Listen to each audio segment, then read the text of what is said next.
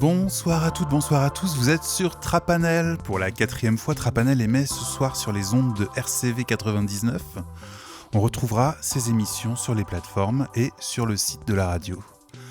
Dans les précédents épisodes de cette série d'émissions intitulée Premier mouvement, et traitant de l'apprentissage de la musique au sens large, nous avons abordé les premiers pas de l'apprentissage autodidacte et les aléas du parcours académique. Nous avons pu voir qu'il s'agit de deux approches très différentes dans leurs exigences et dans leurs enjeux. Mais le monde des musiciens ne se divise pas en deux, ce serait évidemment trop simple.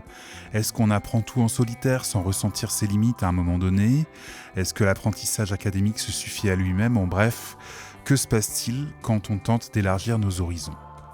De bien vastes questions que Trapanel se propose d'aborder avec des personnes qu'on ne remerciera jamais assez pour leurs témoignages et leur point de vue sur la question. Certaines de ces personnes sont déjà intervenues dans les épisodes précédents, comme Stéphanie Hackett, Barbara Carlotti, Lisa Portelli et Niki de Miller. D'autres interviendront pour la première fois et c'est le cas de Patrick Gauthier. Alors cette série sera probablement d'un grand intérêt pour les personnes pratiquant la musique. Idéalement, elle se voudrait accessible à toutes et à tous. Ce grand écart est peut-être difficile, un peu utopique parfois. Et vos témoignages d'auditeurs sur ce sujet sont précieux, n'hésitez pas. Et donc, dans cette optique petit lexique à l'usage des novices, l'open tuning dont il sera question avec Lisa Portelli est un mode de jeu, notamment à la guitare, consistant à accorder son instrument de manière non conventionnelle, ce qui oblige à avoir d'autres positions d'accords, d'autres repères sur le manche, une façon de faire qui a fait le bonheur de la culture de la folk ou de Keith Richards ou de Sonic Youth, pour faire très très court. Voilà, donc entrons dans le vif du sujet, c'est Stéphanie Hackett qui ouvre le bal, Stéphanie qui vient de sortir un EP Mes Sœurs, chez Frémo et Associés, et dont le parcours musical n'est pas des plus communs. C'est sur Trapanel et c'est maintenant. L'émission Trapanel commence. Moi, j'ai toujours rêvé d'aller au conservatoire. Ouais. C'était mon rêve, mais j'ai pas pu y aller parce que je viens d'un milieu social qui considère que le conservatoire c'est pour les bourgeois, c'est pour les bourgeois. Et ça apparaissait la culture dominante, etc. Et donc moi, je suis dans un milieu social plutôt paysan. Et quand petite fille, je disais à mes parents que je voulais faire du piano, je voulais aller au conservatoire, pour eux, c'était mais tu te prends pour qui ? On n'est pas des riches, quoi. Donc j'ai pas pu faire de piano, j'ai pas pu aller au conservatoire. Mais par contre, ma mère m'a inscrite à un atelier de musique traditionnelle dans mon village. En fait, dans mon village, il y a une association assez renommée dans le milieu de la musique traditionnelle qui utilise, tu vois, les instruments traditionnels français, c'est-à-dire la cornemuse picarde, l'accordéon diatonique, la vielle à roue, du violon et tout. Et donc, à l'âge de 8 ans, je me suis retrouvée à faire cornemuse, tu vois. Je voulais faire du piano au conservatoire et en fait, je me suis retrouvée à la cornemuse. Et tout est différent, en fait, dans cet enseignement traditionnel parce que eux aussi, ils rejettent totalement la culture dominante et la manière d'apprendre, la manière pédagogique de la culture dominante bourgeoise conservatoire. C'est-à-dire, on n'utilise jamais l'écrit, pas de partition et tout l'apprentissage se fait à l'oral. Donc, le prof te joue le morceau, la mélodie. Et toi, moi j'étais enfant, donc on était 3 enfants. Il y avait les 2 fils du prof et moi dans la classe de cornemuse. Et les enfants, voilà, on répète. Donc il y avait tous les samedis 1 heure comme ça de cours pratique instrumentale. Et puis après, on se retrouvait avec tous les autres instruments et on faisait ce qu'on appelle la musique d'ensemble. Je pense qu'il y a ça au conservatoire aussi. Tout le monde met en commun le morceau qu'ils ont dû, quoi. mais vraiment axé sur l'oral et l'oreille, quoi. J'ai pas eu du tout de rapport avec la partition, avec l'écrit, jusqu'à tard, en fait. Trapanel! En fait, j'avais fait de la musique pop au lycée avec des potes. Barbara Carlotti. Et on faisait des reprises, je jouais un peu de clavier comme ça. Enfin, je faisais des trucs un peu de façon intuitive. Mais j'avais jamais appris vraiment spécialement j'ai pris un peu de cours de piano jazz, ceci dit, aussi quand j'étais au lycée. Non, peut-être, le lycée. Et après le lycée, plutôt. Enfin, suite au fait que j'avais rencontré des musiciens, ils avaient monté un groupe, et puis du coup, je participais, en fait, de temps en temps, mais je faisais pas partie spécialement du groupe, quoi. J'avais juste super envie de faire de la musique, donc j'en faisais un peu avec eux, quoi. Et après, donc, du coup, j'ai découvert le chant lyrique. Trapanel. Enfin, en fait, moi, j'ai un peu touché à tout. Genre, je voulais faire de la musique, je savais pas trop ce que je voulais faire spécialement au départ. Je voulais juste faire de la musique. Et du coup, j'ai fait un peu de jazz parce que les musiciens avec qui j'avais un peu participé au groupe au lycée, eux, ils faisaient du jazz. Donc j'avais trouvé un prof, quoi, de piano jazz, et puis après je suis rentrée dans une école de jazz. Mais voilà, le piano pour moi c'était assez compliqué. Et en fait je pense que je voulais chanter, mais voilà, il y avait tout ce truc. Et donc après quand je suis rentrée au conservatoire, et puis depuis toujours je pense qu'il y avait un truc de je pouvais chanter assez facilement, les gens me disaient que j'avais une belle voix, donc il y avait un truc qui était valorisé à cet endroit-là, quoi. Et voilà, et j'ai fait un cursus, mais en fait, à la toute fin du cursus, là, genre, je crois que la dernière année, j'ai pas passé l'audition, je me suis dit non, mais en fait, moi, mon truc, c'est que je vais écrire des chansons. Mais parce que je revenais, en fait, d'une certaine manière, je revenais à ce que j'aimais quand j'étais ado, en fait. Enfin, voilà, du coup, Étienne Dao, tout ça, en fait. Quand j'y réfléchis bien, je pense que mes premières amours musicales, je les ai vraiment très jeunes.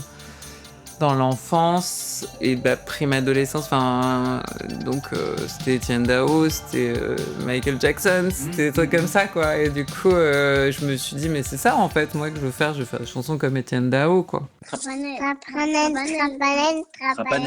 Trapanel. Moi, je débute la musique lorsque j'ai 14 ans. Niki de Miller. Enfin non, en réalité, je débute la musique à 10-11 ans parce que je prends des cours de piano. Ma mère m'inscrit chez une vieille dame russe, Madame Lovenstein, et j'apprends le piano, voilà, pour faire plaisir à ma mère et à ma tatar. Je joue du piano, voilà, des morceaux, je fais des 4 mains, des petites auditions en fin d'année. Ça me passionne pas, mais vu qu'il faut le faire, je le fais. Et puis après 2-3 ans, comme ça, j'arrête. Je pense qu'elle m'a quand même formé à la lecture à ce moment-là, même si je le capte pas trop. Je vais même aller plus loin, j'avais déjà fait de l'éveil musical quand j'étais tout petit à Bordeaux. Voilà, pendant peut-être 1 an, ma mère m'avait inscrit à des cours d'éveil musical. Donc en fait, finalement, j'y pense pas, mais la musique est arrivée assez jeune et d'une façon plutôt finalement académique, hein, parce que c'était un petit peu quand même la lecture de Quetzal et tout. Et puis après, très rapidement, j'ai tout oublié.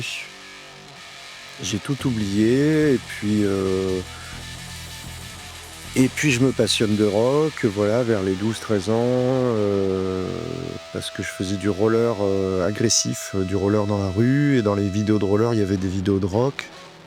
Et donc dans ma banlieue de Saint-Maur-des-Fossés, je découvre les Ramones, les Stooges, les Who, et j'écoute. J'écoute, ça me plaît, puis très vite je veux moi aussi participer, donc je récupère une guitare acoustique et je commence à aller sur guitartabs.com et tous ces sites pour apprendre des morceaux. J'apprends moi-même les accords, donc vraiment pratique autodidacte là à ce stade, en ayant presque la sensation d'avoir jamais fait de musique avant, ce qui est faux, hein, parce que voilà, il y a eu déjà ce passif de piano et un peu d'éveil musical. Et voilà. Et là, j'apprends à jouer, je sais pas, des morceaux de blues. Et très rapidement, je monte mon premier groupe, les Brats. On fait quelques reprises des Ramones. Et on passe très rapidement aux compositions. Voilà comment je débute la musique. en tant qu'autodidacte. L'apprentissage oral, c'est pas un truc qui est hyper valorisé, je trouve. Ouais, pas du tout, pas du tout. Mais c'est vraiment propre, je pense, au milieu de la musique traditionnelle folklorique. Enfin, folklorique, c'est le mot méprisant pour dire traditionnel. Je pense qu'ils n'aiment pas qu'on s'appelle comme ça. Mais elle s'inscrit vraiment en rupture avec la culture dominante, tu vois. C'est une tradition de l'oral. La culture dominante, c'est souvent l'écrit, des codes, la rigidité. Et là, on mélange les âges, on mélange les niveaux, et puis, ouais, pas de partition. Alors, il y a un truc très très bien, c'est que moi, du coup, ça m'a enrichi musicalement, ça m'a vraiment développé l'oreille grave. Mais, d'autre part, je me suis quand même confrontée à un moment à un espèce de plafond de verre. Je me suis dit, mais pourquoi... je me sentais bloquée, quoi, de pas connaître la théorie, de pas avoir l'écrit. Tu vois, c'est comme être passionné de littérature, mais pas savoir écrire ou lire. C'est con, en fait. Pourquoi s'en priver? Et donc, j'ai toujours eu ce rêve d'aller au conservatoire, et puis j'ai pu y aller dans ma vingtaine, quoi. Enfin, assez tard, même vers 26, 27 ans, quoi. Mais c'est vrai qu'il s'est passé un déclic à 30 ans quand je me suis mis au piano. Lisa Portelli. Sans prendre de cours et en décidant de faire un album avec le piano. En fait, je me suis dit, mais en fait, je sais pas, je me suis libérée à ce moment-là de me dire, en fait, je préfère pas savoir ce que je joue et c'est pas grave si c'est pas savant. Mais c'est vrai que j'ai toujours encore dans ma tête cette voix qui dit que c'est jamais assez chiadé. Mais voilà, je m'en détache. Trapanel. Quand tu as fait de l'open tuning à un moment. Ah oui, mais j'avais oublié. Oui, c'est vrai, t'as raison. Oui, l'open tuning, c'était une façon de... En fait, c'est ça, c'est ça dont... C'est la perte de repères. Je pense que c'est créer des non-repères pour pouvoir se balader. Et l'idée de pas savoir, moi, je trouve que ça aide. Parce que du coup, t'as pas d'a priori. Moi, j'aime bien l'idée de pas savoir, parfois. Après, évidemment... j'aime aussi savoir mais des fois voilà, créer des paires de repères comme ça dans la création, je trouve que c'est peut-être que c'était à ce moment-là, tu vois, j'avais oublié que je le faisais, mais ça devait être une façon pour moi de le faire. C'est marrant parce que tu vois, le fait pour moi c'est une époque, c'est une autre vie, quoi, et j'ai oublié un peu cette période, mais en fait toi, quand tu m'en reparles, je me dis ah oui, quand même, déjà à l'époque j'avais quand même une certaine audace, on va dire. Enfin, quand même si... Ouais, t'étais déjà dans une démarche. Voilà, c'est ça, il y avait déjà une démarche. Oui, c'est vrai. T-R-A-P-A-N-E-L. Trapanel. Après, là où ça a commencé à trouver des limites, c'est lorsque j'ai étendu ma culture musicale. Quand je suis sorti des Ramones, des Stooges, j'ai eu envie... j'étais très cinéphile adolescent et j'adorais les musiques des films. La musique de Taxi Driver, par exemple, de Bernard Herrmann, ces choses-là. Et puis mon grand-père avait été en maison de disques quand dans les années 70 et j'allais tous les étés dans sa maison à la campagne dans les Pyrénées et j'écoutais ses vinyles de jazz, en fait. J'écoutais énormément de vinyles de jazz et de blues. Il avait très bon goût, il avait une vraie bibliothèque d'érudits, des choses rares et tout. Et j'adorais ça. Et c'est vrai que le jazz, c'est le premier truc où je me disais, ça, je serais incapable de faire. Les musiques de films, je serais incapable de faire. J'adorais aussi, paradoxalement, en même temps que les Ramones et tout, j'écoutais assez rapidement beaucoup de chansons françaises. J'étais fan d'Edith Piaf, notamment. Et quand j'écoutais par exemple le morceau Les Blouses Blanches, je me disais cette orchestration elle est incroyable, La Ville Inconnue, c'était des choses qui me faisaient un peu rêver. D'ailleurs La Ville Inconnue, il y a un petit quelque chose de Taxi Driver et de Bernard Herrmann, je trouve, dans cette orchestration, c'est assez rigolo. Trapanel. Et là par contre oui, je me suis senti non pas un trouble de légitimité, mais un trouble de j'ai pas les moyens pour faire ce que je voudrais faire. Je me sens enfermé dans des compositions et un circuit rock qui en fait a été un vrai coup de cœur quand j'étais adolescent, mais qui depuis n'a jamais cessé de décroître. J'écoute plus du tout de rock aujourd'hui. Je suis toujours un peu un rocker dans l'âme, mais j'écoute plus de rock du tout. En fait, actuellement, j'écoute vraiment que du classique en ce moment. Et donc voilà, oui, une vraie envie de me former. Professionnellement, à l'écriture d'orchestre, à l'écriture au solfège. Je savais pas ce que je savais ou ce que je savais pas. J'avais besoin de me situer par rapport à quelles sont mes connaissances musicales, puisque je m'inscrivais dans un chemin, une trajectoire vachement totalement différente de ce qui est plutôt généralement communément admis, de ce qui se fait, quoi. Donc je savais pas quelque part. J'avais juste des bribes que j'avais pu assimiler moi-même en autodidacte. Évidemment, je pouvais lire des grilles d'accords et tout, mais et lire sommairement des mélodies et tout, mais j'avais besoin de savoir où j'en étais par rapport à la théorie et aussi par rapport aux autres qui ont fait tous ce parcours, par exemple des classes à horaires aménagés ou bien d'avoir un instrument dès que t'es petit. Ouais. Et souvent, c'est ça, en fait. Les musiciens d'aujourd'hui, même de notre milieu un peu pop, ils ont fait un instrument, ils ont fait du violoncelle de 6 ans à 15 ans, et puis à 16 ans, ils font de la guitare électrique et ils vont faire des chansons. Je pense que c'est ça dans les 3 quarts des cas. Voilà, après avoir fait ces concerts de rock jeune, adolescent et mineur, je m'inscris en musicologie, mais je sais pas, je suis peut-être pas prêt au travail, tout simplement, que nécessite un retour à l'école, une disponibilité mentale, intellectuelle pour assimiler des choses. Je suis pas prêt, quoi.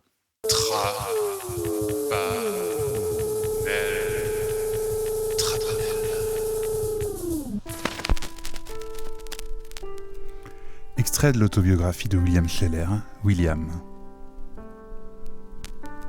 Ah, mon maître, comme j'ai dû lui faire de la peine quand je l'ai quitté. J'en ai eu beaucoup aussi. La perspective de me soumettre aux diktats de la musique sérielle si je voulais me faire une place me désespérait. Le marteau sans maître de Boulez, dont j'avais acquis l'enregistrement et la partition, avait été une révélation. J'avais lu et relu son livre « Penser la musique aujourd'hui ». Mais je ne me reconnaissais pas dans ces formules mathématiques que je comprenais à peine. Je me sentais plus proche d'un Edgar Varèse ou d'un Stravinsky des débuts, si libres dans leur écriture. J'aimais aussi le détournement de ces principes rigides que faisait Alban Berg du dodécaphonisme. Mais non, ce n'était pas pour moi. J'ai pourtant écrit des partitions symphoniques du genre étymologie statique ou même un ballet, les funérailles d'Agrippine. Enfin des horreurs ridicules qui ont fini à la corbeille assez rapidement. Car c'est à ce moment-là que la musique a changé dans le monde et a même changé le monde. De plus, le prix de Rome n'existait plus. J'écoutais les chansons du temps à la radio, Sylvie Vartan, Johnny Hallyday, Eddie Mitchell, Françoise Hardy et Barbara. J'achetais des 45 tours, je n'étais pas braqué sur le classique. Un jour, la table d'harmonie de mon piano s'est fendue, en pleine nuit, dans un bruit sec et effrayant qui m'a réveillé. J'ai pensé tout de suite, mon Dieu, le piano. J'ai appelé le lendemain matin chez Annelette et on m'a envoyé rapidement un technicien. Diagnostic. Il faut enlever les cordes, réparer la fissure, remettre les cordes, puis accorder le tout 2 ou peut-être 3 fois, le temps qu'il se stabilise. L'horreur. Mais j'avais une amie, Véronique, dite Niki, qui avait un piano dont elle se servait peu. Il faut dire que sa mère avait un cocker qui mordait les mollets quand on se mettait à jouer. Elle m'a proposé de venir travailler chez elle quelque temps, ce que j'ai fait. Au cours d'une conversation, elle me dit « Tu connais les Beatles ?»« Pas vraiment, pourquoi ?»« Ils sont géniaux. » Elle m'a montré 2 albums en me disant « Prends ça et écoute. » The Hardest Night et Help. Une fois rentré, j'ai passé des heures et des heures à écouter et à analyser, tant sur le plan harmonique que sur celui des propos contenus dans les textes. Ah, la concision et la musicalité de la langue anglaise. C'était toute une âme, tout un monde nouveau. Un choc émotionnel qui m'a fait entrevoir la possibilité d'écrire autrement, d'être un autre. Là était la musique de demain, du moins le pensais-je. Tout allait changer et je pourrais y trouver ma place. Oui, mais le classique a des conservatoires et des écoles. Le rock était loin d'en avoir.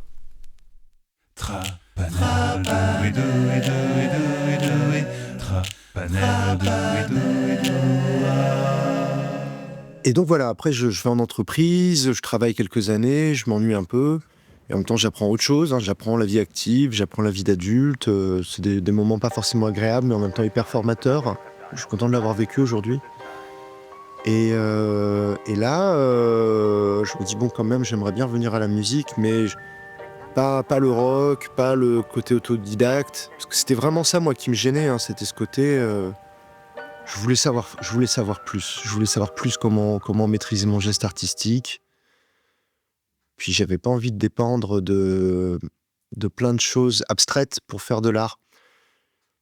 Et donc là, j'ai la chance de toucher une bourse qui est le fonds Gessif, et je retourne à l'école pendant 3 ans, et là, je m'y mets à fond. Je me dis, c'est ta dernière chance, mon gars. Après, ce sera la vie va avancer. Après, tu feras peut-être une famille ou je ne sais quoi. Là, tu es encore jeune. C'est le moment de se former pour de vrai et de s'y consacrer exclusivement.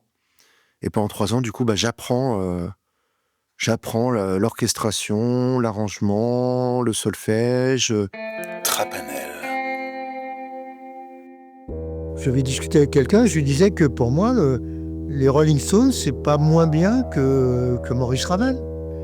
Est-ce qu'il peut me démontrer que c'est mieux ou moins bien? Je l'attends. Je l'attends et les armes à la main.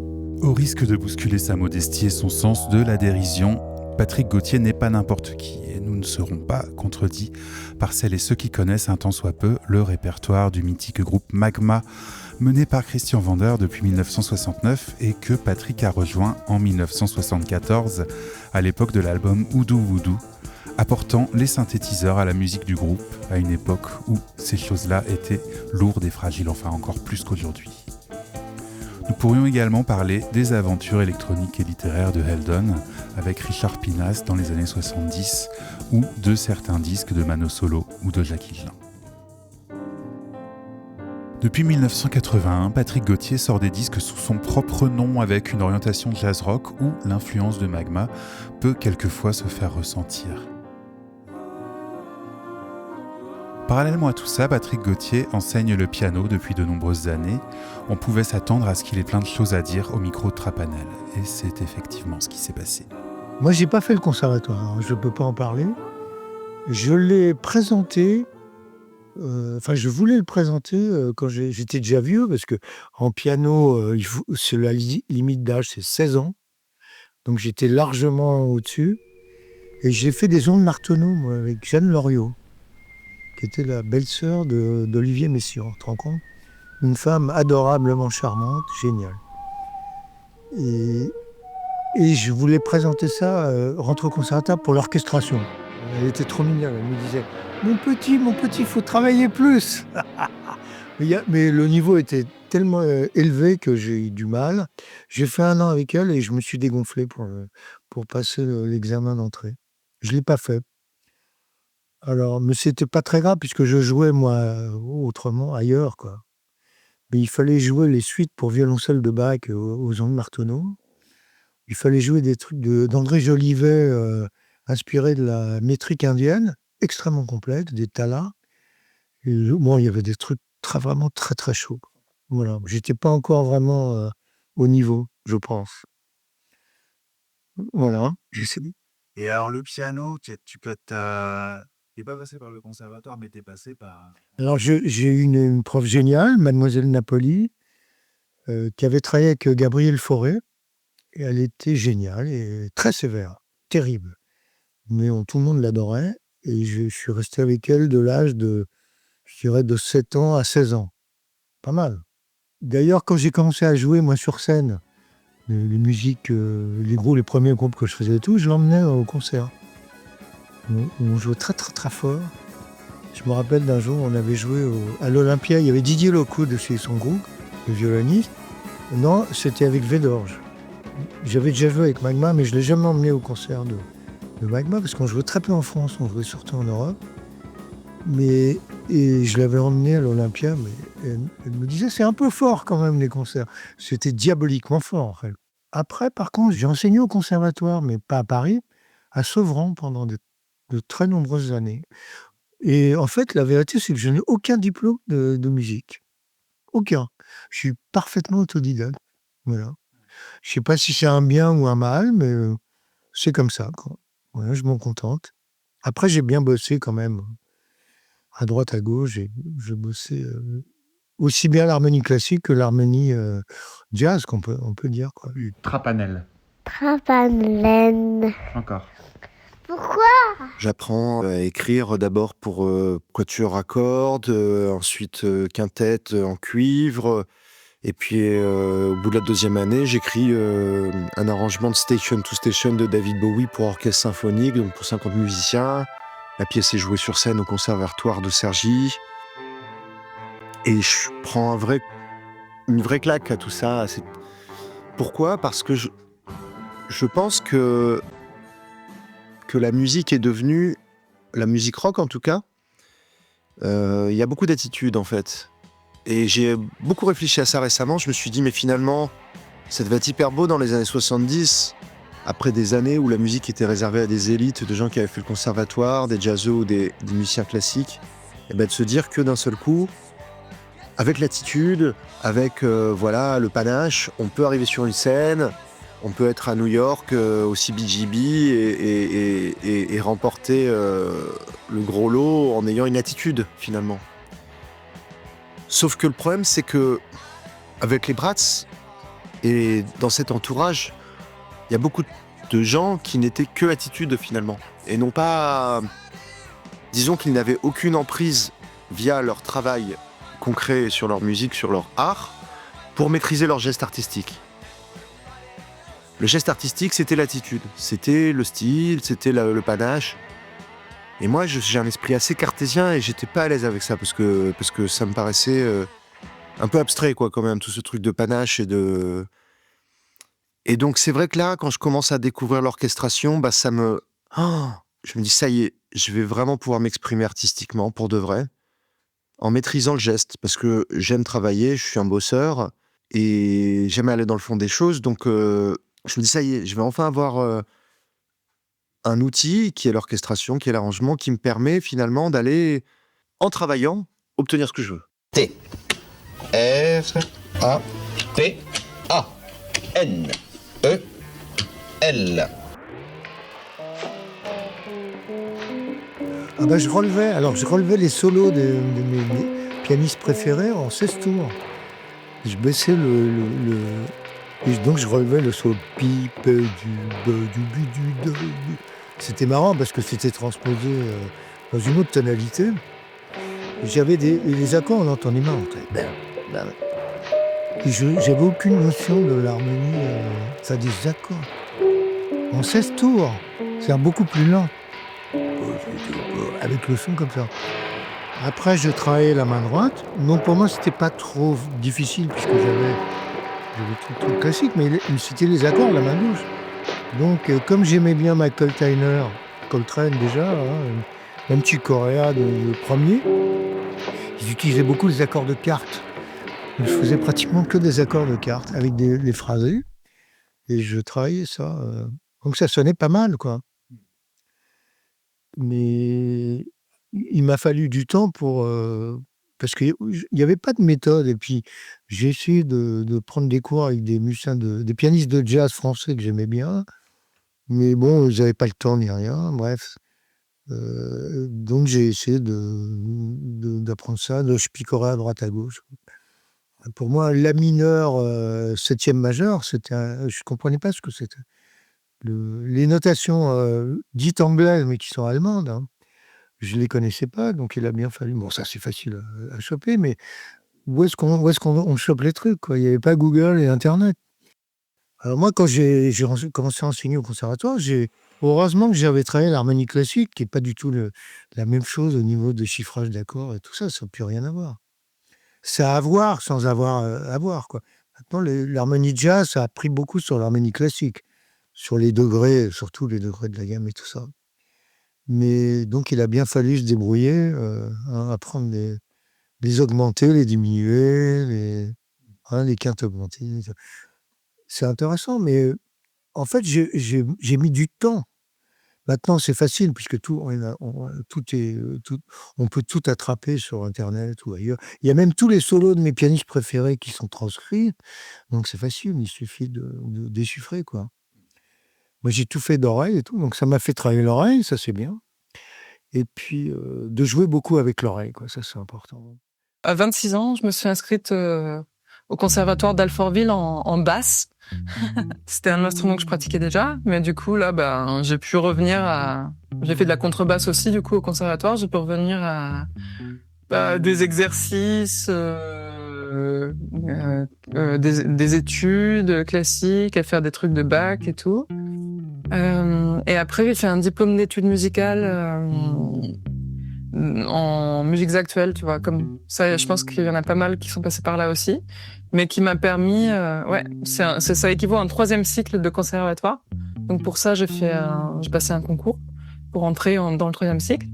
Et là, du coup, ça m'a permis d'ingurgiter la théorie plutôt axée sur le jazz quand même, l'harmonie et tout, l'arrangement qui me manquait. Et effectivement, j'ai vu que j'avais plein de connaissances, mais aussi plein de trous, plein de lacunes, quoi. Mais au final, ça n'a pas vraiment restructuré la manière dont je pense et dont je fais la musique. En fait, je suis toujours pas... je me suis formée avec l'oreille, avec l'oral. Et la partition est un support utile, notamment pour travailler avec d'autres personnes, mais c'est pas devenu central non plus, quoi. Ni même si je veux harmoniser quelque chose ou arranger quelque chose, je vais pas réfléchir en termes de la théorie, en termes des substitutions que je sais qui vont fonctionner. Je vais plutôt juste me baser sur ce que j'entends. Voilà, toujours. Donc ça a pas révolutionné les trucs, mais par contre, ça m'a donné confiance, plus de confiance en moi. De savoir que j'étais pas illégitime.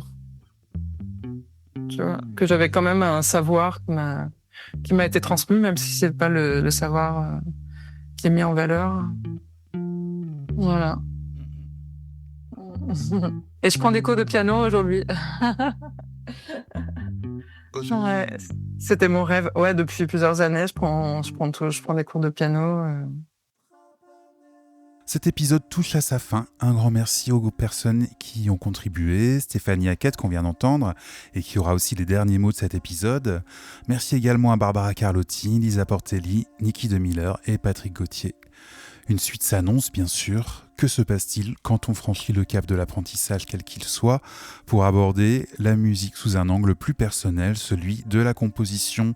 Vaste sujet encore une fois. Quant à notre sujet de ce soir, celui des chemins de traverse, il est loin d'être épuisé. Il se peut qu'on y revienne d'une manière ou d'une autre. En attendant, on va se quitter avec Christophe, avec une chanson de l'album Les mots bleus, 1974 donc. Ça s'appelle La Mélodie et le texte est particulièrement en phase avec le sujet qui nous concerne. Mais avant, quelques mots de Stéphanie Hackett pour terminer. À bientôt sur Trapanel. Et quand je dis conservatoire, c'est pas que ça, c'est aussi, je voulais faire du tennis, tu vois, j'avais que des goûts bourgeois. Et c'est pareil, le tennis, c'est impossible, quoi. C'est pas un sport de chez nous. Du coup, je me suis retrouvée championne de ping-pong, en fait. J'ai fait du tennis de table à la place. La Édouard Louis de la musique, en fait, un peu. Ouais, grave, carrément. C'est ça. À bientôt sur Trapanel. Au revoir. À bientôt sur Trapanel. Sur un papier, au fond d'un bar, tout griffonné de notes noires. Je ne suis pas vraiment bien écrit. J'avais envie d'être une symphonie, de me poser sur toutes les lèvres et toutes les têtes. Mais quand je commence à m'envoler vers les trompettes, pourquoi faut-il que les notes s'arrêtent? Je ne suis qu'une petite mélodie qui est née en la mi-récit. Je voudrais bien que tu la cries. Je ne suis qu'une petite mélodie qui se joue sur la mi-récit. Je voudrais bien que tu la cries. Quand le tempo se ralentit, je crois toujours avoir fini. Alors je repars dans le bruit que font les guitares et leurs amplis. Moi qui rêvais d'être un air de la belle époque. J'aimerais bien me retrouver sur un accord de rock, mais déjà les couplets s'entrechoquent. Je ne suis qu'une petite mélodie qui est née en la mi-récit. Je voudrais bien que tu la cries. Je ne suis qu'une petite mélodie qui se se joue sur la mi-récit. Je voudrais bien que tu la